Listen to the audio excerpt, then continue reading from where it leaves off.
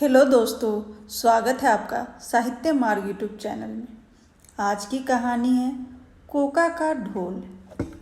घने जंगलों में कई कबीले रहते थे। वे अपने नगारों और बड़े ढोल पर एक दूसरे को संदेश भेजा करते थे। सभी उन नगारों की थापों की भाषा जानते थे। जब भी उन्हें दूसरे गांव वालों को कोई संदेश देना होता है तो वे इसी तरह नगाड़े बजाकर संदेश भेजते।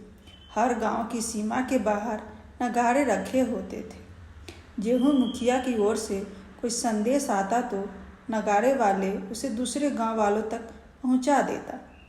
जंगल में सभी कबीले वालों उन धुनों को समझते थे और इस तरह कुछ ही पलों में वे जंगल में कोने कोने तक अपनी बात पहुंचा देते। उस जंगल में कोका नामक कठफोरवा रहता था। वह बहुत ही समझदार था।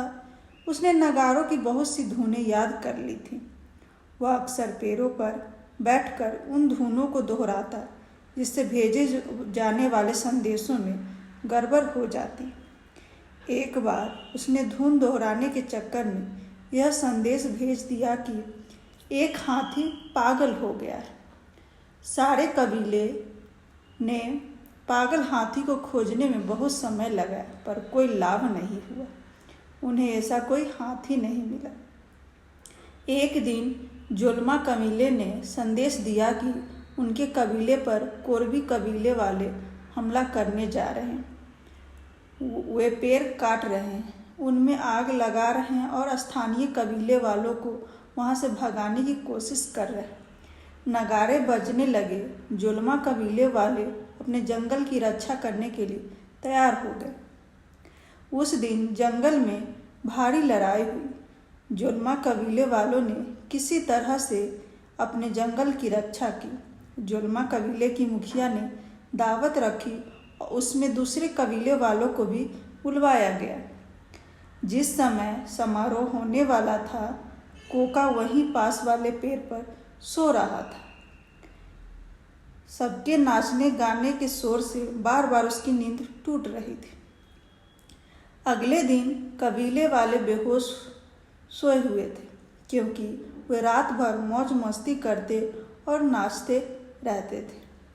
कोका ने पेड़ से देखा कि कोरबी कबीले का एक जासूस वहां आया और उन सोए हुए लोगों की गिनती करने लगा।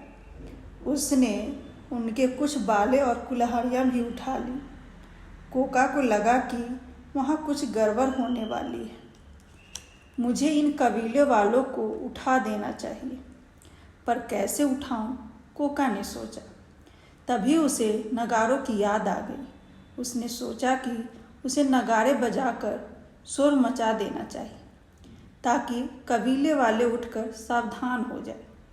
कोका एक नगाड़े के पास गया। जब उसने उसे बजाना चाहा तो उसकी चोट से नगाड़े का चमड़ा ही फट गया। कोका ने अपने आसपास देखा। इस शोर से किसी की भी नींद नहीं खुली थी। उसने एक पल के लिए सोचा और फिर मुखिया के पास चला गया। उसका भला वहीं रखा था। वह अपनी चोट से उस पर धुन निकालने लगा। खतरा खतरा, उठो उठो, दुश्मन दुश्मन। मुखिया ने यह आवाज़ सुनी तो वह उठ बैठा और उसने दूसरे कबीले के गुप्तचर को देख लिया। उसने चिल्लाकर सबको उठा दिया जिससे वह गुप्तचर पकड़ा गया। जोलमा कबीले वालों ने उसकी पिटाई की और उसे वापस भेज दिया। इसके बाद कोका उन सबका प्रिय बन गया। कबीले वालों ने उसे अपना पालतू बना लिया।